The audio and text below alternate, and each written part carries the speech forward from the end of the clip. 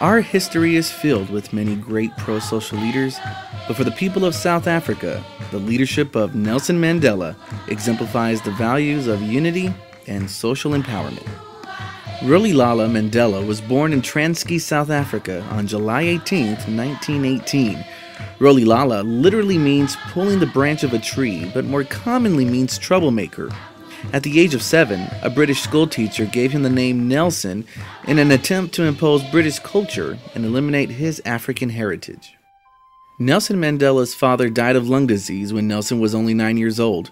From that point, his life changed dramatically. Living as an adopted son of a chief, Mandela developed his interest in African history and discovered for himself the social disparities between black and white South Africans. Mandela carried his convictions through to college, and after spending his first year studying law in preparation for a career in civil service, Mandela led a student protest that resulted in his expulsion during his sophomore year. After temporarily fleeing to Johannesburg, he enrolled at the University of Witwatersrand to study law and actively participate in the anti-apartheid movement, joining the African National Congress in 1942. For 20 years, Mandela directed a campaign of peaceful, non-violent defiance against the South African government and its racist policies. Consistent with Lorenz's concept of pro-social leadership, Mandela's leadership provided a collective utility rather than the satisfaction of narrow, personal, or even greedy interest. However, Mandela soon began to believe that armed struggle was the only way to eliminate apartheid, and he received a life sentence in prison for his participation in an armed offshoot of the ANC dedicated to sabotage and guerrilla war tactics.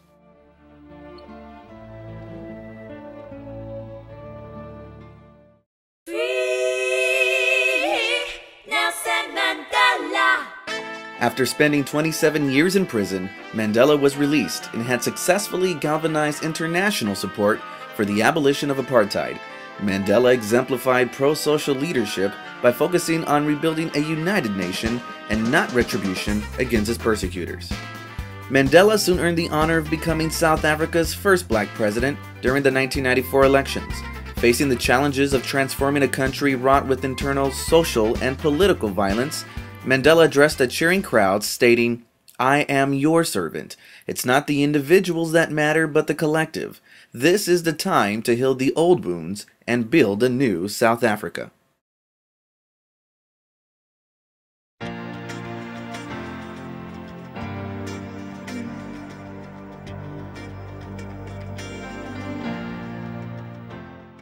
In 1999, Mandela relinquished the presidency of South Africa and toured the world as a global statesman. After his many years in prison and in service to his nation, he finally earned a rest. Still, he remained committed to finding solutions to global challenges, and even mediated the 2000 peace agreement in Burundi, thus ending civil war. Now, I wanted the women to be represented in this discussion. This eventually helped the women of Burundi capture 38 of 118 Senate seats in the election of 2009. Mandela's work to empower and encourage others, especially those without a political voice, helped create a world full of promise and hope for many.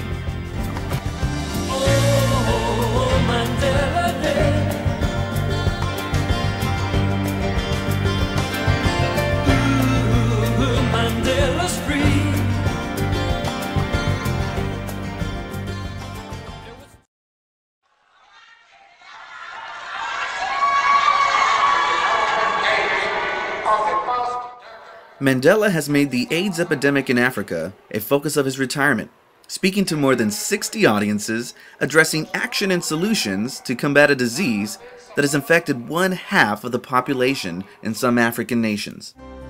We can take away much from the leadership of Mandela. He changed over time. First inspired by the nonviolent methods of Gandhi, he gradually became filled with anger, trying to force change through violence that led to decades in jail.